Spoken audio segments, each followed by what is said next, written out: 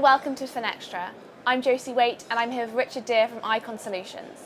Thank you for joining me, Richard. Thank you very much for having me. What will be the consequences of PSD2 on the payments landscape?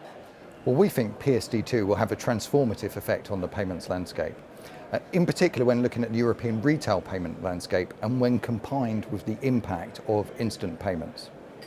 So we think PSD2 and instant payments will underpin the API economy and really enable innovation in the payments market. In fact, many of our customers have been saying to us that very question: what will be the impact and what will we see, particularly in a European retail payments landscape with migration away from cards to a combination of PSD2 and instant payments? So Icon Solutions commissioned Ovum, the research company, to look at that question, and Ovum built a quantitative model that looked at 10 different European countries and the impact it would have over a 3, 5 and 10-year period. And we've published that research this week to coincide with EBAday. And in summary, the research concludes that over a 10-year period, instant payments will become one of the top 3 payment methods for e-commerce transactions and will take roughly 1/3 of value in terms of e-commerce transactions.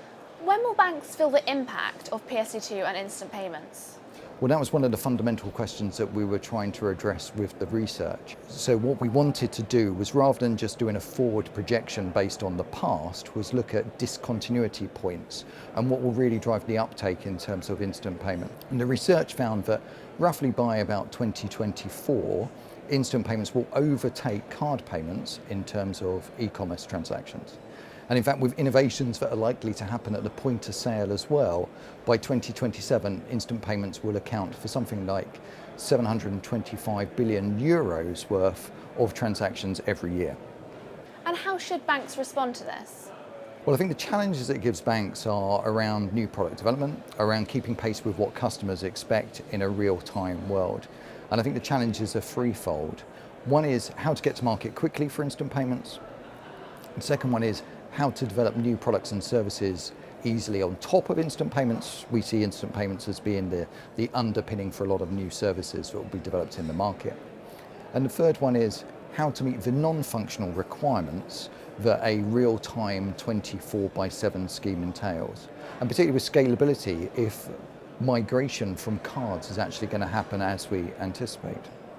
Now at Icon, we think that instant payments is a great use case for the deployment of open source frameworks. And in fact, as a bank said to me recently, how are we going to compete in this new world unless we're using the same kind of technology as the market disruptors and the internet scale providers? What new products and services will we see as a result? Well, we've already seen the development of a lot of new products and services on top of existing instant payment schemes. So for example, mobile pay in Denmark. What I think is going to be interesting is as request to pay as a mechanism is rolled out and the impacts that will have, both in terms of the development of new products, but also in terms of the migration of existing products onto instant payments. So in particular, I'm thinking of the migration away from pool payment methods such as direct debit to push payments. But essentially, I think we'll see innovation on top of instant payments across the entire payments landscape. So from retailers to acquirers to banks to processors, etc. And I think it's going to be really interesting times and very exciting to be part of enabling that for our clients. Thank you, Richard. Thank you very much for having me. And thank you for watching.